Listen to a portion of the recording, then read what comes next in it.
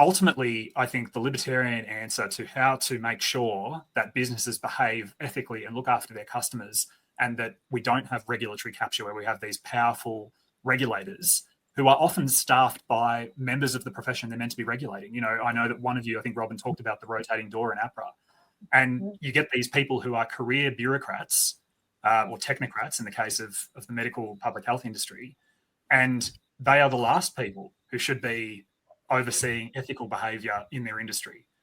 And often their actions, whether it be the actions they actually take or the lobbying of governments to pass new laws and regulations, which is how we get this overreach, is with self-interest and vested interest. They are trying to make sure competitors don't get in. The Pharmacy Guild of Australia, I know, Russell, you'll know, this is the biggest example of protectionism under the guise of regulation and community consumer protection you've ever seen. The rules around where you can open a pharmacy if there's already another pharmacy there are insane, and it costs Victorians and Australians both serious health and financial consequences. That there's this protection racket essentially going on, and what pharmacists can and can't do versus what doctors and nurses can and can't do. There's so many instances where regulation has a negative effect on both outcomes for the consumer and the ethics of the industry.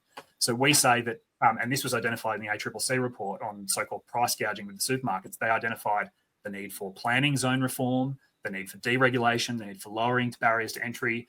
The best sunlight or disinfectant to bad business behaviour is competition.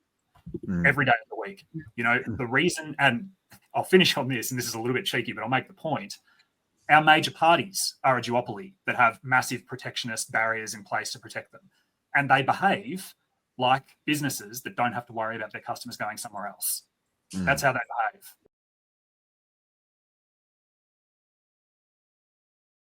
Authorised by S. Payton, Libertarian Party, Docklands, Victoria.